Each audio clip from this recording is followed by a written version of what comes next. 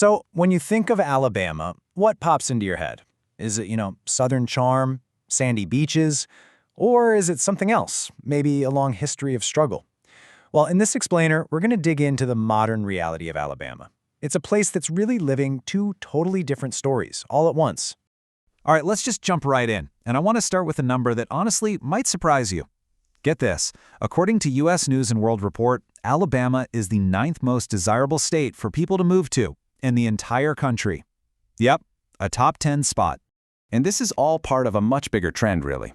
The report points out that people are just flocking to the South. Why? Well, it's for the lifestyle. You got the mild weather, the coast, and of course, a more affordable cost of living. This is the first story of Alabama we're going to explore, the story of growth and real appeal. So, here's our roadmap. We're going to start with all the things drawing people in. Then, we're going to flip the script and look at the pretty stark contrasts hiding just behind the headlines. We'll cover a major infrastructure crisis, a natural threat that honestly affects everyone, and then wrap up by asking, what's next? Okay, so what is it about Alabama that's suddenly putting it on everyone's radar? Let's get into the nitty-gritty of what's really driving this growth, from its hottest counties to its one-of-a-kind cultural draws. Right at the center of this boom, you've got two main spots. First, down on the Gulf Coast is Baldwin County, which is ranked the 15th most desirable county in the entire nation. Then you go up north, and you've got Madison County.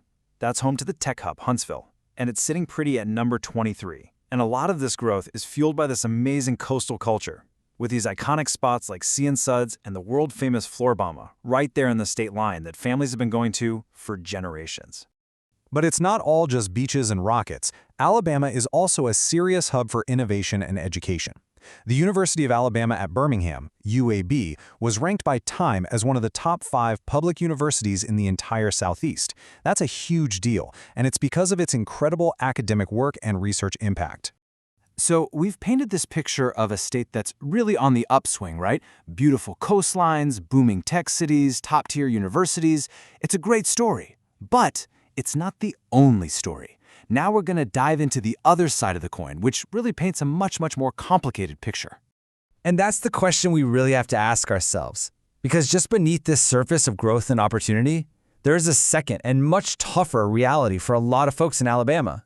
And this is where things get, well, really stark. The contrast is just incredible.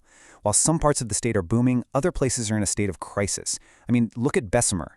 Its violent crime rate is almost 6 times the national median. Birmingham, nearly 4 times higher. We're not talking about a small difference here. This is a whole other world of public safety concerns, living side by side with all those success stories. And these challenges, they go way deeper than just crime rates. They're literally built into the state's foundation, into systems that have been ignored for generations. And it affects everything from how you get to work to, well, basic sanitation. This right here points to a massive systemic issue. Alabama is the only state in the entire country that provides basically zero state funding for public transit. And this isn't some recent budget cut. It's a policy that's baked into its Jim Crow-era Constitution from way back in 1901. It's created a state that is almost totally dependent on cars. And the result of that policy? It's just staggering. With hardly any transit options for so many people, Alabamians use more gas per person than people in any other state. I mean, that hits you right in the wallet, and it has some pretty serious environmental consequences, too.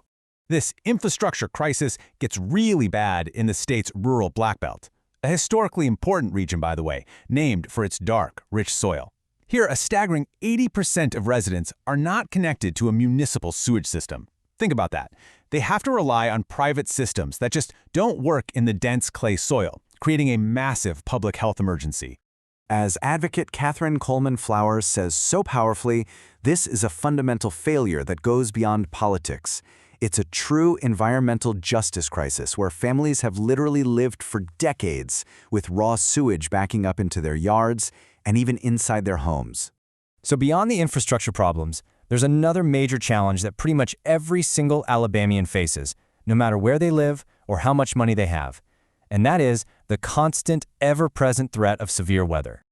When you look at 30 years of data, you can clearly see that Alabama has 2 separate severe weather seasons. April is the big one, no surprise there, with over 400 tornadoes recorded in that time.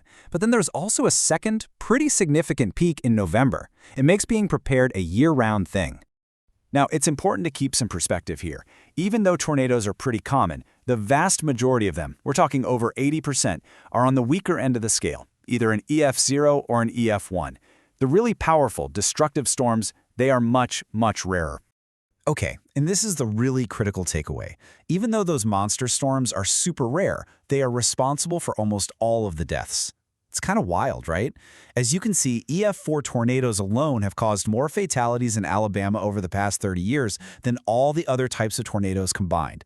It just goes to show you, it's those massive, high-end events that are the real life-threatening danger. So we're left with these two incredibly powerful and clashing stories. You've got a state that's all about growth and appeal, and at the same time, a state dealing with deep, systemic struggles. And that leads us to the biggest question of all about Alabama's future.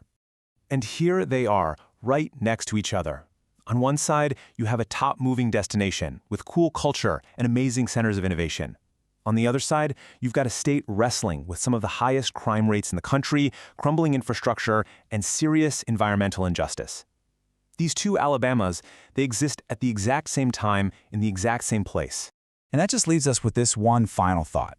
The story of what Alabama will become, well, it's still being written. So the real question is, which of these two realities is going to win out? Will all this new progress be enough to lift everybody up and solve these problems that have been around for generations? Or is the gap between the two Alabamas just going to keep getting wider?